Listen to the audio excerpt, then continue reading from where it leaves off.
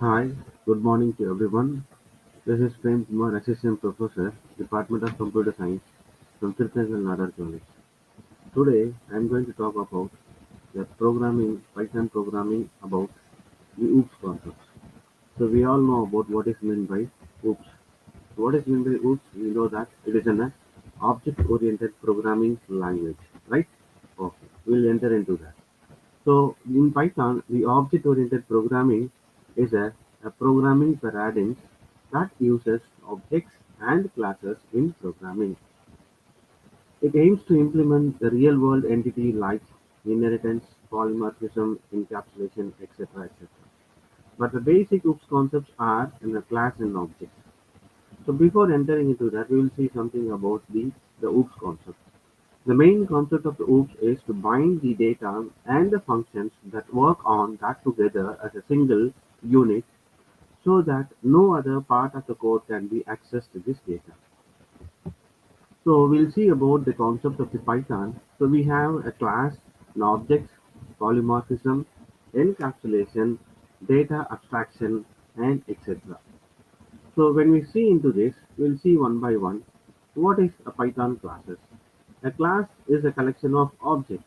An object contains the blueprints are the prototypes which the objects are being created. It is a logically entity that contains some attributes and methods. So to understand the need for creating a class, let's consider an example.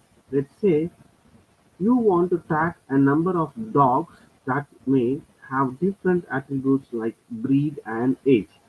If a list is used, the first element could be the dog's breed, while the second element could represent its age. Let's suppose that there are 100 different dogs, then we would know which element is supposed to be which. What if you want to add another property to these dogs? This lacks organizations and exceeds the needs for the class. So we'll see some of the points of the class Python. The classes are created by the keyword class. The attributes are the variables that belongs to a class. Attributes are always a public and can be accessed using the dot. Example, my class dot my attribute maybe.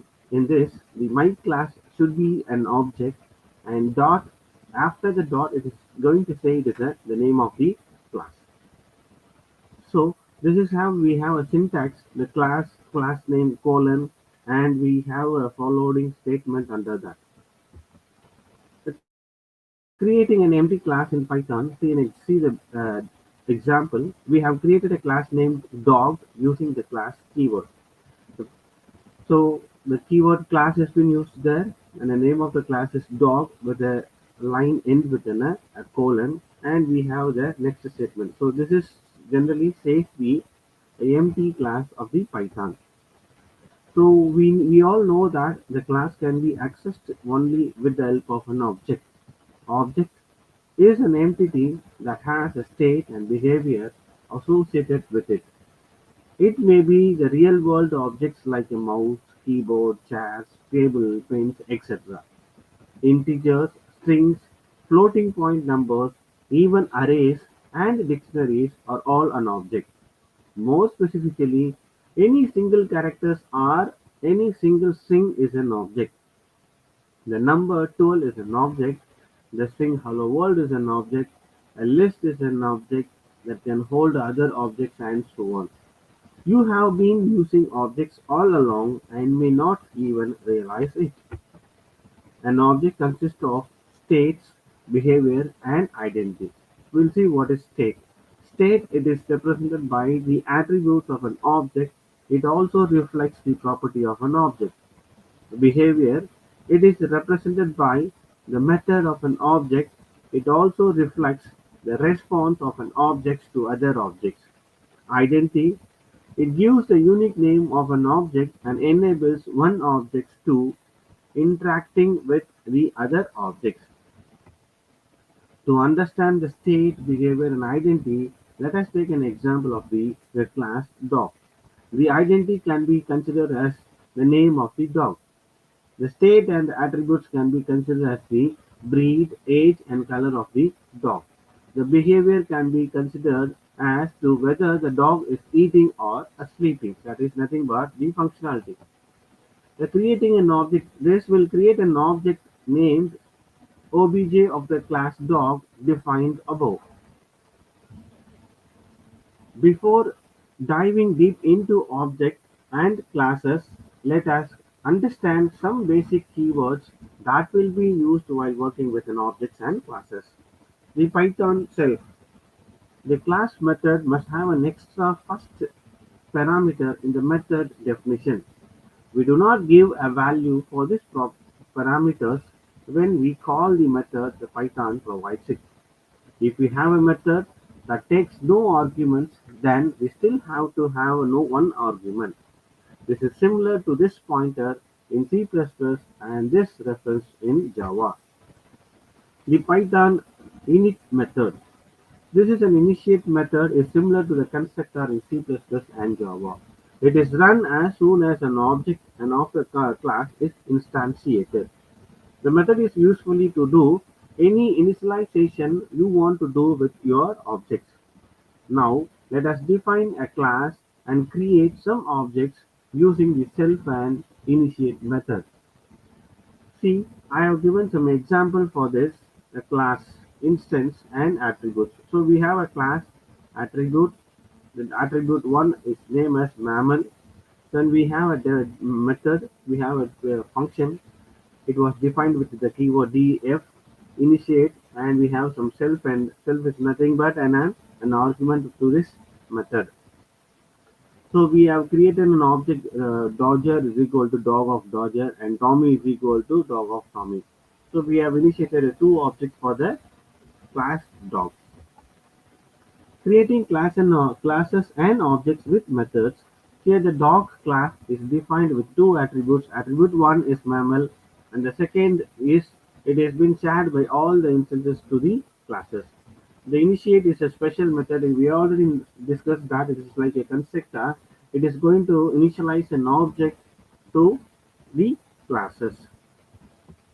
Next, we will see about an inheritance. We all know that the inheritance is that deriving a new class from an existing class.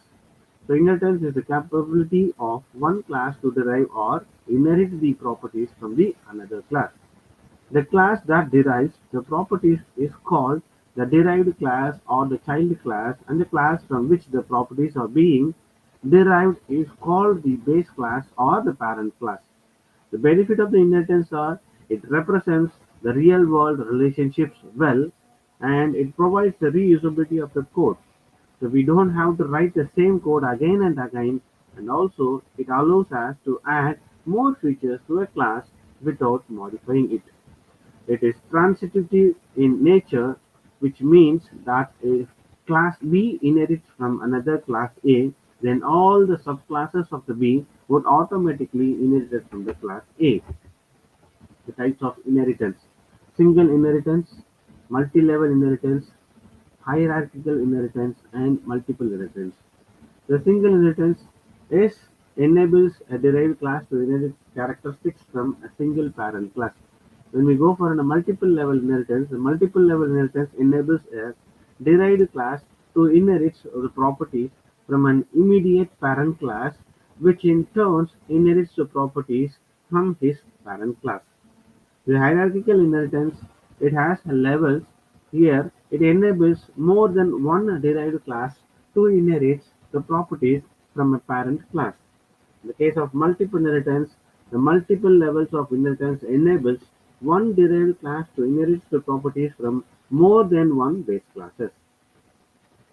Then the inheritance in Python, so we have an example that the parent is an example and the children are an example for the inheritance, that is the parent is considered as the base class and children are considered here as a derived class.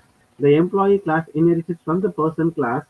We can use the method of the person used though the employee class as seen in the display function in the above code. The child can also modify the behavior of the parents class as seen through the detailed method. The Python polymorphism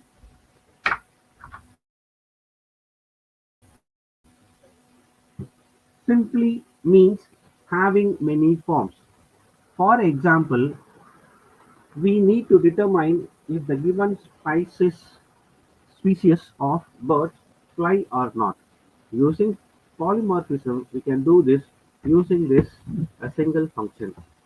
The polymorphism, this code demonstrates the concepts of inheritance and method overriding in Python classes.